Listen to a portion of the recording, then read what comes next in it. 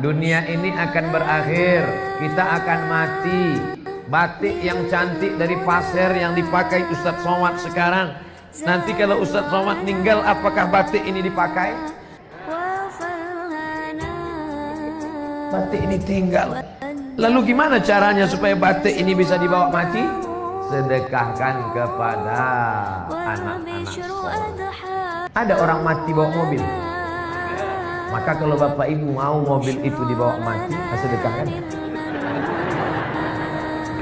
Nanti Pak, Bu, kalau udah agak-agak terasa, napas mulai terasa sempit, tulis wasiat. Nah, kalau ayah mati, tolong kasih mobil ini ke pesantren Babus Salam, buat di situ wakaf untuk operasional pesantren Babus Salam.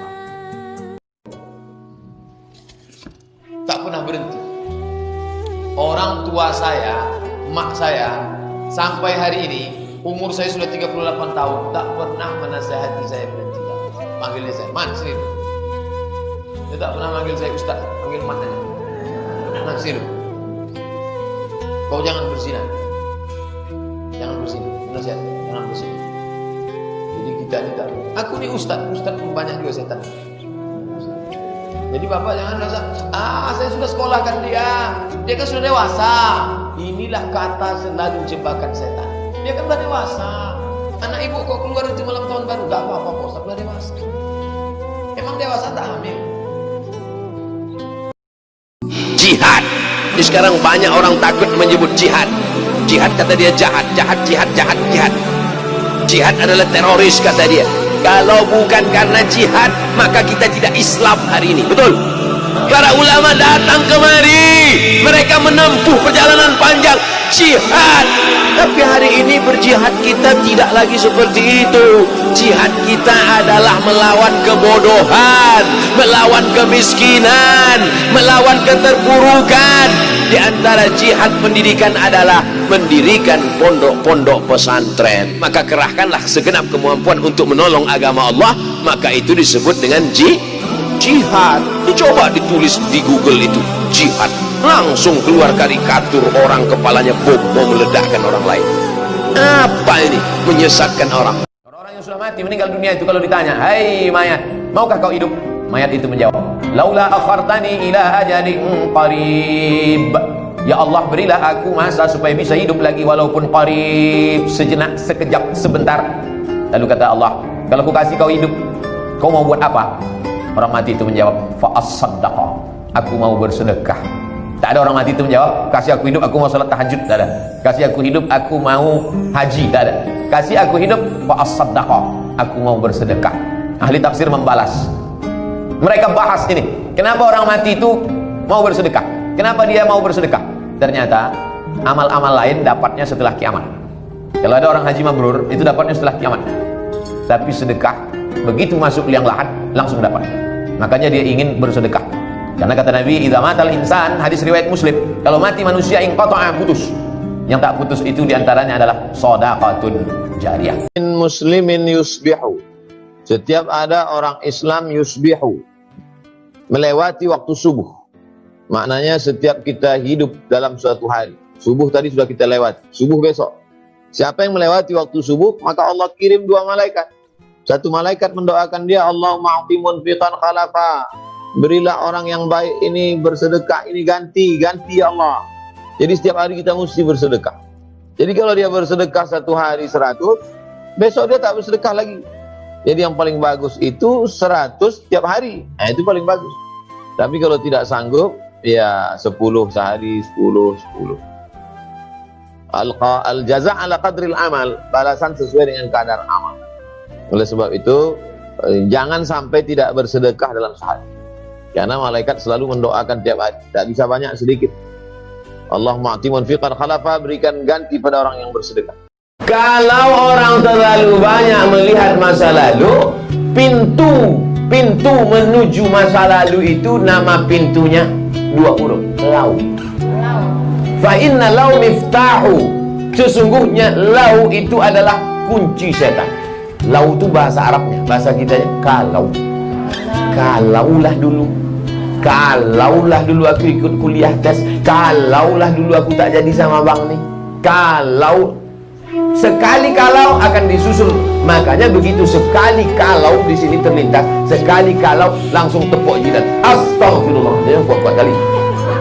Astagfirullahaladzim. Jangan pernah ada kalau walaupun sekali. Yang boleh disesali itu adalah kenapa aku muda dulu tak baca Quran. Maka kata Nabi SAW, la ta'jas, jangan lemah menghadapi hidup, bangkitkan semangat. Jadi pengajian yang kira-kira membangkitkan semangat, ikuti. Nabi SAW naik ke atas mimbar, sahabat di bawah. Sahabat yang di bawah itu melihat apa kata sahabat? Bayadha ibataihi, kami melihat putih ketiak Nabi. Jadi Nabi itu jubahnya lengannya besar. Jadi Nabi itu ngangkat tangan gini sampai nampak putih ketiak Nabi. Apa pelajaran dari hadis ini? Bahwa Nabi itu kalau berdoa ngangkat tangan ke atas. Pelajaran yang kedua, bahwa Nabi itu sangat putih. Saking putihnya ketiaknya pun putih. Kita memang tak melihat Nabi, tapi hadis Nabi itu menceritakan bagaimana putihnya kulit Nabi SAW. Lalu kemudian apa maknanya? Nabi yang sudah dijamin Allah masuk surga, yang dikabulkan doanya, tapi tetap mengangkat tangan ke atas. Ini sekarang ada pula orang berdoa tangannya di atas meja. Itu apa maknanya? Ada orang berdoa tangannya di atas lutut. Maksudnya terserah ya Allah, mau kasih-kasih, tidak pun tidak apa-apalah. Mintalah, kalau kamu berdoa itu ihris ala ma yanfa'uk, bersemangatlah engkau atas sesuatu yang bermanfaat untukmu. Berdoa kepada Allah itu la tajhar bi salatika, jangan suaramu melengking terlampau tinggi, wala tukhafit biha, jangan pula sampai tak kedengaran. Wabtaghi baina dzalika sabila, carilah antara itu, jangan melengking terlampau tinggi, jangan pula sampai tak ada suara sama sekali. Wabtaghi baina dzalika sabila, cari yang pertengahan. Ini kadang ada orang berdoa sampai tak kedengaran sama sekali. Apa yang kau minta tadi? Oh, antara aku dengan Tuhan aja. Sebetulnya kalau kita nggak bersuara, Allah tahu nggak? Tahu. Wa na'lamu ma tuwaswisu bihi nafsuk. Aku tahu apa yang berbisik-bisik dalam dirimu. Wa nahnu aqrabu ilaihi min hablil warid. Kami lebih dekat daripada urat lehermu sendiri, daripada urat nadimu sendiri. Kami lebih dekat, kata Allah. Jadi sesungguhnya kalau kita berdoa, kita buat bersuara, itu sesungguhnya bukan untuk Allah, tapi untuk meyakinkan diri kita. Tangannya dia tengadahkan ke langit, mulutnya berkata ya Rab, ya Rab, tapi doanya tidak dikabulkan Allah. Apalagi yang kurang? Kurang rendah dirikah dia di hadapan Allah? Dia sudah merendah, tangannya diangkat setingginya. Kurang rendah dirikah dia di hadapan Allah? Dia sudah merendahkan diri dan jiwanya. Lalu kenapa doanya tidak dikabulkan Allah? Ternyata sebabnya, kata Nabi Muhammad SAW, mat'amuhu haram, makanannya haram, masrabuhu haram, minumannya haram, malbasuhu haram, pakaiannya haram, wa ghudhiya bil haram, dan dia diberi makan haram, dan dia memberi makan haram. 4 sebab doa tak diperkenankan, tak dikabulkan Allah. Bagaimana hukumnya kalau saya sudah terlanjur menerima uang dari calon kades kemarin? Apakah harus saya kembalikan? Karena uangnya sudah dibayar untuk sekolah anak saya. Saya galau, Pak Ustaz. Berapa yang dikasih kades itu kemarin? Berapa dikasih? 100. Pelit kali kadesnya. 100 cuman kalian dikasihnya. Tempat kami 200. Kalau cuman 100, kau balikkan yang 100 itu, serahkan ke anak yatim. Itu bukan niat sedekah, mengembalikan uang umat kepada umat. Nah, jangan lagi. Kalau masuk neraka gara-gara 100 ribu kan kecil kan. Kalau masuk neraka agak besar lah sedikit, 1 M. Pas tanya malaikat, kau masuk neraka? Ya, berapa? 100 ribu. Dari mana? Dari kades pula. La ilaha illallah. Usaha, doa, tawakal, niat baik, cakap baik, buat baik. Datang baik, berarti dari Allah. Datang tak baik, sabar, Allah sedang menguji. Oleh sebab itu maka kita hanya berusaha, al-insanu mudabbir, wallahu muqaddir, Allah yang menetapkan final akhirnya. Jangan pernah berhenti berusaha, jangan pernah suudzon pada Allah SWT. Kalau sudah terjadi, tak sesuai dengan keinginan, qaddarallah. Kalau sudah terjadi tak sesuai dengan kehendak, apa yang keluar dari mulut kita? Qaddarallah. Ucapkan qaddarallah. Sudah takdir Allah. Qaddarallah. Kala iman di badan, kau minum khamar, guna dadah, mencuri, rasuah, iman itu pun lepas dari badan. Maka sentiasa kita istighfar. Manakala engkau bertaubat, iman pun balik masuk ke dalam. Risuah lepas, khamar lepas, dadah lepas, istighfar balik. Oh, kalau gitu saya guna dadah, lepas itu istighfar. Kal mustahzi, orang yang mengejek, mengolok-olok Allah. Tubu ilallah taubatan nasuha. Bayangkan manakala iman sedang lepas di luar badan, malaikat maut mencabut nyawa, mati dalam keadaan su'ul khatimah. Adakah nilai amal bila mati tak membawa iman? Wa qadimna ila ma amilu min amalin. Segala amal engkau kami tunjukkan. Ini saya tidak selamanya khutbah Jumat. Sekali-sekali saya tak khutbah. Ustaz di mana sekarang? Di rumah. Khutbah di mana nanti hari Jumat? Saya tak khutbah. Kenapa? Saya mau mendengar khutbah. Rupanya berkhutbah dengan mendengar khutbah jauh lebih berat mendengar khutbah. Selama saya berkhutbah belum pernah saya mengantuk. Tapi mendengar khutbah,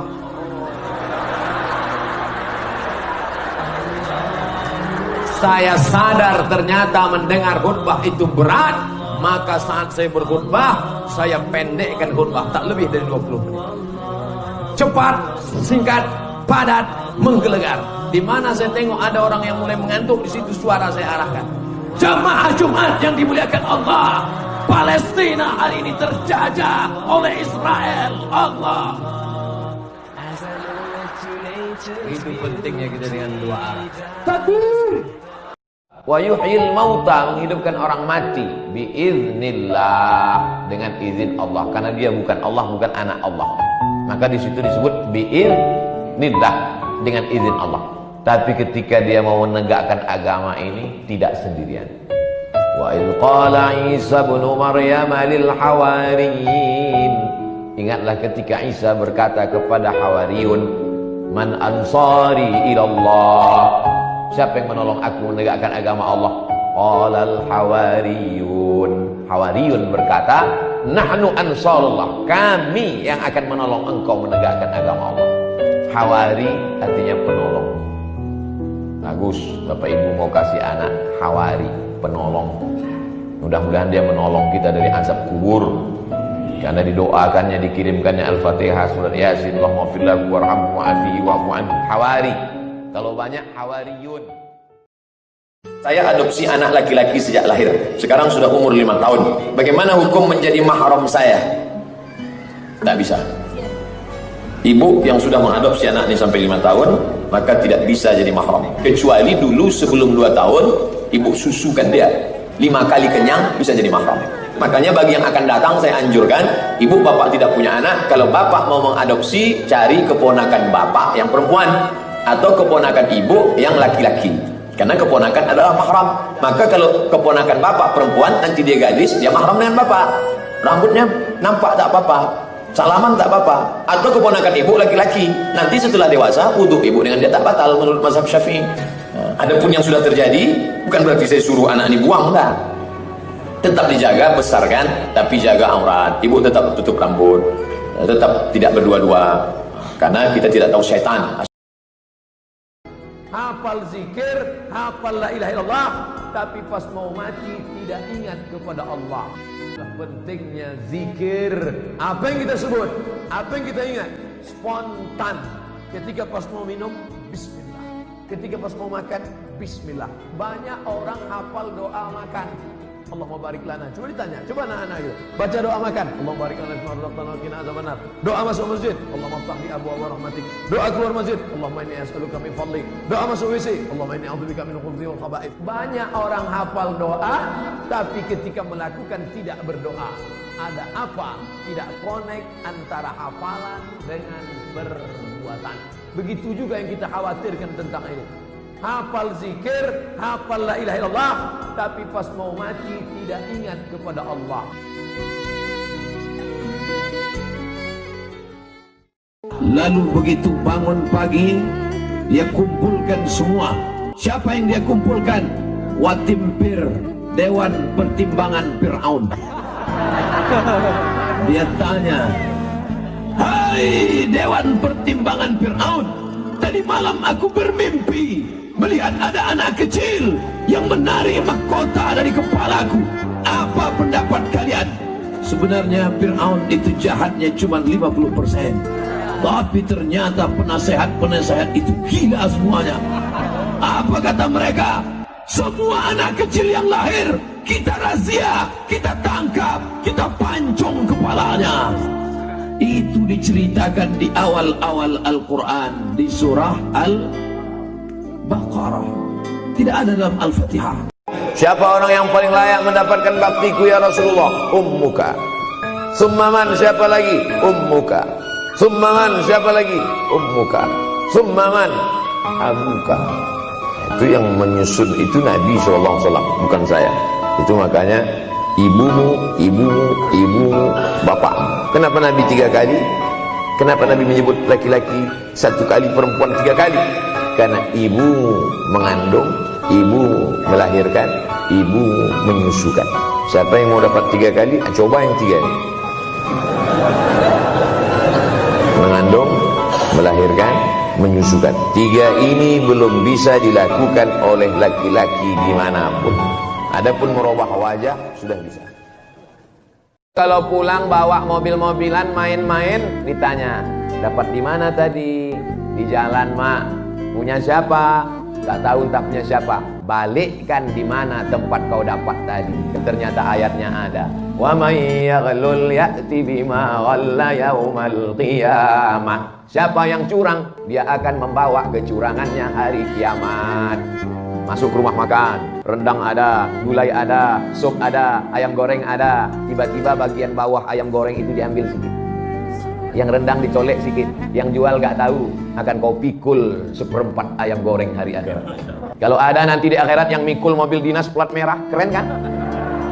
Kalau ada nanti yang mikul APBD, APBN, keren kan? Tapi kalau yang mikul ayam goreng, malunya di akhirat. Mikul bakwan, dosamu kepada Allah, sholat sunat taubat 2 rakaat, beristighfar, selesai. Tapi dosa kepada manusia bisa. Mereka mau melihat kitab itu turun dari langit dalam bentuk nyata, bukan wahyu yang masuk ke dalam hati Nabi. Mana Jibril itu? Mana kitab itu? Kenapa dia tidak kertas yang melayang-layang dari langit? Minas sama, kitaban, dalam bentuk buku dari langit. Barulah kami percaya. Apakah mereka itu melakukan perbuatan jahat kepada Nabi Muhammad SAW? Mereka tidak jahat seperti Abu Jahal, Abu Lahab.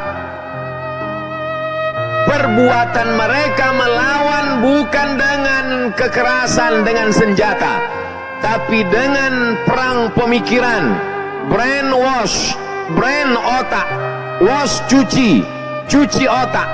Begitu yang dilakukan Yahudi menghadapi Nabi Muhammad SAW. Apa isi maulid itu? Ini Arabnya, ini terjemahnya. Isi maulid itu yang pertama, qiraatul Quran, membaca Al-Quran. Yang kedua, baca kisah riwayat Nabi. Yang ketiga, ta'am, makan. Maka saya tanya, kemarin waktu maulid ada makanan? Alhamdulillah, banyak. Kenapa saya tak dipanggil? Nah, tengok, orang yang melakukannya dapat pahala. Kenapa? Karena dia mengagungkan lima fihi min ta'zimi qadrin Nabi sallallahu alaihi wasallam wa izharil far'i wal istibsyari bi maulidihi syarif sallallahu alaihi wasallam. Orang yang melakukan maulid dapat pahala karena dia sudah menunjukkan kebahagiaannya. Begitu kata Imam As-Suyuti dalam kitab Al-Hawil Fatawi juz 1 halaman 272. Ini teks Arabnya, ini terjemah. Kata Allah Ta'ala, idhabu ila man tura'una ilaih. Pergilah kamu kepada orang-orang yang ketika dulu kamu hidup, amal kamu tunjukkan pada dia. Kau beramal bukan karena aku tak mau kau duakan dengan yang lain. Minta balasan dari dia, kata Allah SWT. Minta balasan kepada Uzair, karena dulu kau beramal karena Uzair. Minta amalan balasan kepada Isa, karena dulu kau beramal karena Isa. Minta balasan kepada manusia, dulu kau beramal karena dia. Hai Abdul Somad, tak ku kasih kau balasan ceramah, karena amal kau sudah dihabiskan oleh like dan viewer serta follower. Inna akhwafa ma akhafu ala ummati, yang paling aku khawatirkan nanti pada umatku adalah, kata Nabi, apa itu Rasulullah? Asyirkul asghar, syirik kecil. Syirik besar menyembah berhala, menyembah patung, menyembah pokok kayu, menyembah binatang, menyembah jin, setan. Tapi kalian menyembah Allah, hanya saja kalian kena syirik kecil. Apa itu ya Rasulullah? Riya, kata Nabi SAW. Mudah-mudahan Allah menyelamatkan kita dari penyakit riya. Dunia balaghun ilal akhirah. Dunia itu hanya jembatan penyampai menuju akhirat. Laisa bi khairikum man taraka dunyahu li akhiratihi. Orang yang baik bukan yang meninggalkan dunia untuk mendapatkan akhirat. Wala akhiratahu li dunyahu, bukan pula meninggalkan akhirat demi dunia. Liyusima minhuma jami'an, dapat dua-duanya. Wa bataghi fima ataka Allahu ad-daral akhirah. Carilah akhirat. Tahajud sebanyak-banyaknya, duha sebanyak-banyaknya. Wala tansa nasibaka minad dunya. Jangan sampai lupa kau hidup di dunia. Pernah terjadi itu pada zaman Nabi, ya. Anakku cuma satu perempuan ya Rasulullah. Itu hartaku itu semua, ambillah semua. Kata Rasulullah, tak. Nabi tak mau ambil semua. Kalau tak mau ambil semua, asyatru, ambil setengah 50%. Kata Nabi, lah. Kalau kau tak mau semua, as-sulusu, ambil sepertiga. Kata Nabi, as-sulusu kasih sepertiga pun banyak. Antada awarasataka aghniya, kau tinggalkan ahli cucu anak warismu dalam keadaan mampu, mapan secara ekonomi, khairun, lebih baik min antada'ahum 'allatan, daripada kau tinggalkan mereka dalam keadaan miskin, susah melarat. Yatakaffafuna 'alan nas, minta-minta. Makanya proses hijrah itu juga dengan harta. Innalillahi malaikatan, ada malaikat-malaikat yatufuna 'alal ard, berkeliling di atas muka bumi. Sekelompok malaikat berkeliling di atas muka bumi, kerjanya mencari majelis zikir. Begitu dia ketemu majelis zikir, dia panggil malaikat yang lain, halummu, come in, datang ke sini, inilah majelis yang kalian cari. Lalu kemudian malaikat-malaikat ikut bersama majelis zikir. Majelis zikir beramai-ramai.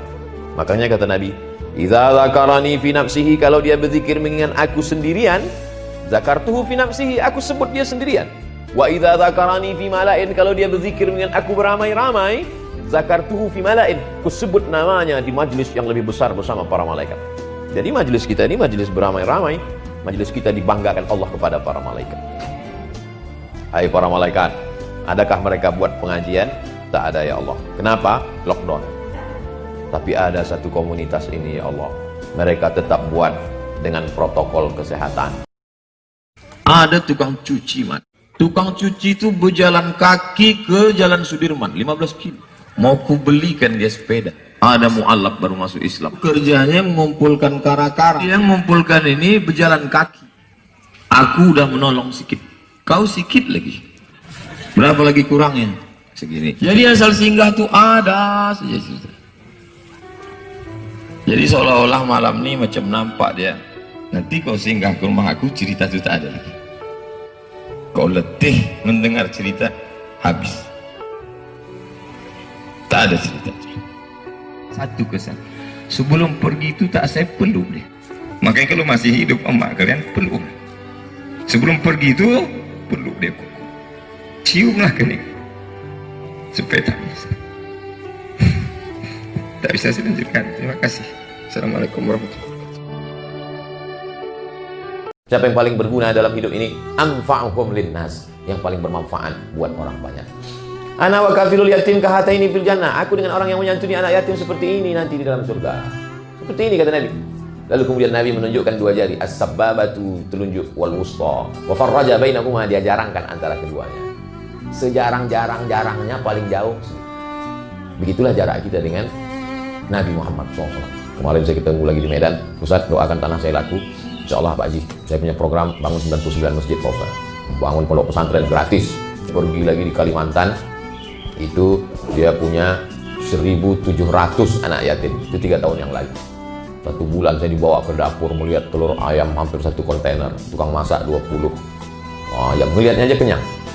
Jadi makan. Saya tanya, ini biaya makannya berapa sebulan Pak Haji? 800 Pak Ustaz. 800 apa? 800 juta. Yang nanggung berapa orang Pak? Hehehe, saya sendiri. Luar biasa, Masya Allah. Sebelum 7 tahun dia sudah hafal surat-surat pendek, Al-Fatihah, rukun sholat. Ngajinya udah betul, walaupun tak bisa baca.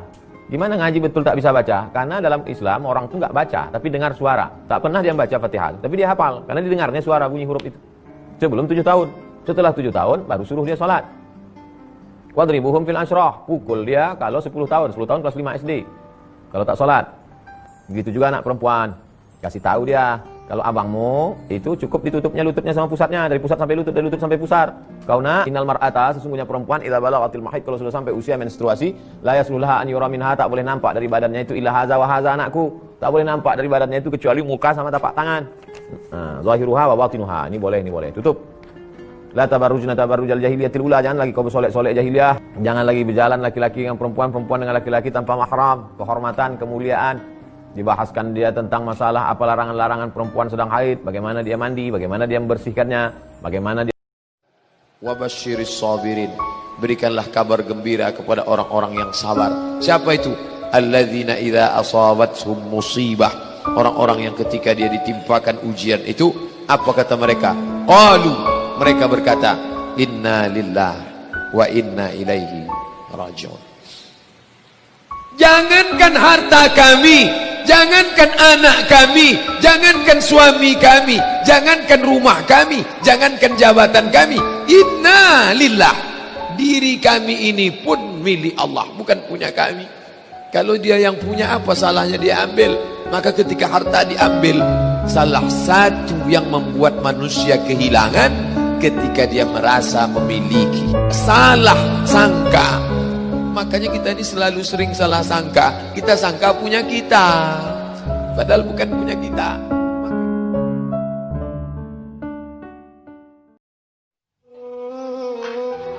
Seorang ibu mengandung dia 9 bulan 10 hari, menyusukannya, tapi setelah dia besar justru menjadi teror bagi ibu kandungnya.